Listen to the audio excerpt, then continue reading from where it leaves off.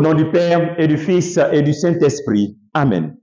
Viens en nous, Esprit Saint, remplis les cœurs de tes fidèles et fais-les brûler du feu de ton amour. Ô Seigneur, envoie ton esprit et tout sera créé et tu renouvelleras la face de la terre. Bien-aimés dans le Christ, nous sommes aujourd'hui mardi 1er juillet. En ce début du mois de juillet, nous voulons bénir le Seigneur pour le mois de juin qui vient de s'écouler, pour tous ses bienfaits. Et nous voulons lui confier ce mois de merveilleux et glorieux mois de juillet et plonger dans le sang du Christ toutes les grâces qu'il va nous accorder. Et la parole de Dieu qui nous est proposée en ce jour, extraite de Matthieu chapitre 8, versets 23 à 27. Et nous lisons. En ce temps-là, comme Jésus montait dans la barque, ses disciples le suivirent. Et voici que la mer devint tellement agitée que la barque était recouverte par les vagues. Mais lui dormait. Les disciples s'approchèrent et le réveillèrent en disant, « Seigneur, sauve-nous, nous sommes perdus. » Mais il leur dit, « Pourquoi êtes-vous si craintifs, hommes de peu de foi ?» Alors Jésus, debout, menaça les vents et la mer, et il se fit un grand calme. Les gens furent saisis d'étonnement et disaient, « Quel est donc celui-ci pour que même les vents et la mer lui obéissent? » Acclamons la parole de Dieu, louange à toi, Seigneur Jésus. Ce beau passage que nous connaissons très bien, qui vient vraiment réveiller notre foi, notre amour du Christ, notre désir d'être des intimes, des disciples du Christ. Voici que le Christ est dans la barque. Est-ce que le Christ est vraiment dans ta barque? S'il est dans ta barque, sache que même s'il est dans ta barque, la mer aussi peut être agitée. La mer peut aussi être agitée. Tu peux passer, tu peux avoir des situations difficiles, des situations de confusion, des attaques, des épreuves.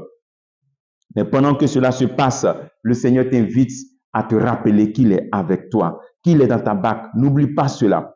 Pendant que tu as l'impression d'une absence apparente du Christ, en vérité, il y a une puissance de sa présence qui accueille et qui te console. C'est pour cela que la deuxième attitude, l'attitude des apôtres, même s'ils étaient paniqués, est très bonne.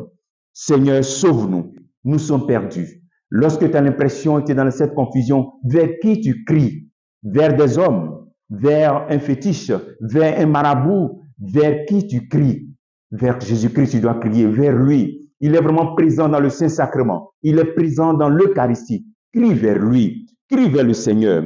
C'est vrai que étant avec lui, ça ne veut pas dire que tu ne vas pas avoir des situations difficiles. Mais lorsque cela arrive, garde la sérénité et crie vers lui. Et lui te donnera la révélation sur ces situations que tu traverses. Si vraiment c'est une situation spirituelle, il te donnera la révélation. S'il ne te dit rien, c'est que c'est une épreuve qui va passer. La troisième attitude que nous devons garder, c'est lorsque le Seigneur dit, pourquoi êtes-vous craintifs? Donc, dans cette situation d'agitation, il ne faudrait jamais être craintif, ne pas avoir peur, garder la foi. Le Seigneur leur dit, homme de peu de foi. Souvent, nous sommes des hommes et des femmes de peu de foi. C'est pour ça qu'il faut demander au Seigneur, Seigneur, augmente ma foi, que je ne sois pas bouleversé. Souvent, tu peux faire un rêve, quelqu'un peut faire un rêve sur toi, tu dis, oh, j'ai rêvé, les chiens te poursuivaient et notre journée est gâtée à cause de ça. Hommes et femmes de peu de foi. Comment un rêve peut détruire ta journée pendant que Jésus est dans ta barque?